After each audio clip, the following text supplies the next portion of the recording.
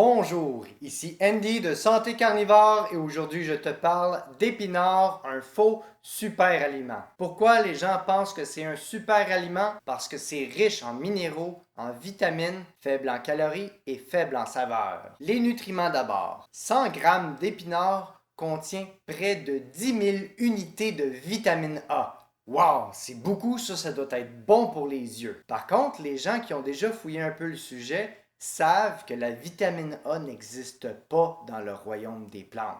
Mais là, tu viens de me dire qu'il y en avait beaucoup dans l'épinard. Fait, c'est simple. L'épinard contient en réalité de la bêta-carotène, un précurseur à la vitamine A. Mais le corps doit convertir la bêta-carotène sous la forme active de la vitamine, le rétinol. Par contre, il y a environ une personne sur deux qui est incapable de faire cette conversion-là. Donc, chez ces gens-là, la bêta-carotène, c'est pas pratique. Plus de ça, ça prend 12 unités de bêta-carotène pour faire 1 unité de rétinol. C'est pas un bon ratio.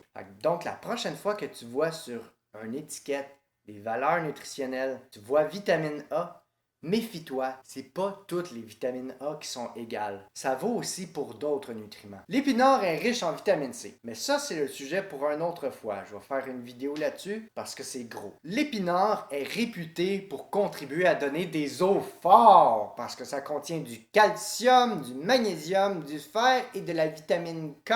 Mais la vitamine K qu'il y a dans l'épinard, c'est de la K1. Toi, ce que tu veux pour des os en santé, c'est de la K2. Pas la même chose. Compte pas trop sur l'épinard pour te donner des os forts. Là où le bas blesse, l'épinard est un des aliments les plus riches au monde en acide oxalique, aussi appelé oxalate. Si tu manges 1,5 kg d'épinards en moins de 24 heures, t'as des chances d'en mourir. Bon, je pense pas que ce soit déjà arrivé parce que 1,5 kg d'épinards, c'est vraiment beaucoup. Par contre, des cas d'empoisonnement à l'acide oxalique sont déjà arrivés avec la rhubarbe, par exemple. Je m'essayerai pas. Concernant le fer dans l'épinard, 2,7 mg de fer non aimé. Ça, c'est la sorte de fer la moins bonne, la moins biodisponible, que le corps a de la difficulté à absorber. Il y a des gens qui en absorbent aussi peu que 2%. Ça, c'est vraiment pas beaucoup. Mais en plus de ça, l'acide oxalique dont j'ai parlé a tendance à se lier au calcium, au magnésium et au fer et à transformer tout ça en cristaux, les rendant inutilisables. D'ailleurs, 80% des pierres aux reins sont causées par des cristaux d'oxalate. Ces cristaux-là voyagent dans notre corps et se déposent un peu partout. Les articulations, le cerveau, les yeux par exemple, causant des douleurs articulaires, des problèmes de santé mentale et même des problèmes de vision. Quand on mange des épinards, l'acide oxalique va aussi pénétrer dans notre sang et va s'attaquer au fer qui est déjà présent et transformer ça aussi en cristaux. Le corps doit s'en débarrasser. Le résultat, une personne qui est anémique, qui manque de fer, devient encore plus anémique. Un super aliment qui rend les gens anémiques. C'est génial! L'acide oxalique, c'est pas un produit chimique inventé par les humains. C'est quelque chose qui est naturellement présent dans les plantes, pas juste l'épinard. On en trouve dans les patates douces, les amandes, les betteraves, le brocoli